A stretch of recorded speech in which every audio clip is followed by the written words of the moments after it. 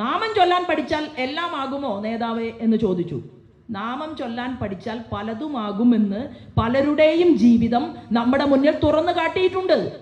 ഏറ്റവും ബുദ്ധിമാന്മാർ എന്ന് വിശേഷിപ്പിക്കപ്പെടുന്ന ശാസ്ത്രജ്ഞന്മാർ, ISROയിലെ വലിയ വലിയ പദവികൾ വഹിക്കുന്ന ശാസ്ത്രജ്ഞന്മാർ, അതുപോലെ തന്നെ അവിടെ എത്രയോ വർഷം പഠിക്കുകയും കുട്ടികളെ പഠിപ്പിക്കുകയും ചെയ്തിട്ടുള്ള ആളുകൾ, അവര് പറയുകയാണ് ഗജാനനം ഭൂതഗണാതിസേവിതം കപിധ്വജം ഭൂബലസാരപക്ഷിതം ഉമാസുതം ശോകവിനാശകാരണം നമാമി വിഘ്നേശ്വരപാദ പങ്കജം എന്ന് ചൊല്ലിക്കൊണ്ട് ഞങ്ങൾ 4:30 മണിക്ക് എണീറ്റ് ഞങ്ങൾ ഗണപതി ഹോമം നടത്തിയിട്ടുണ്ട് എന്ന് അവർ ജനങ്ങളോട് പറയുകയാണ്.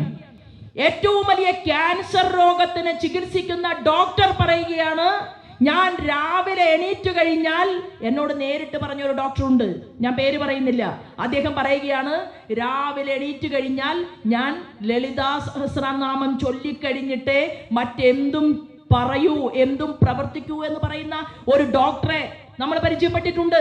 ഡോക്ടർക്കാകാമെങ്കിൽ, ശാസ്ത്രജ്ഞനാകാമെങ്കിൽ എന്തുകൊണ്ട് നമ്മുടെ സമൂഹത്തിലെ കുട്ടികൾക്ക് പഠിപ്പിച്ചുകൂടാ ഈ കാര്യങ്ങൾ?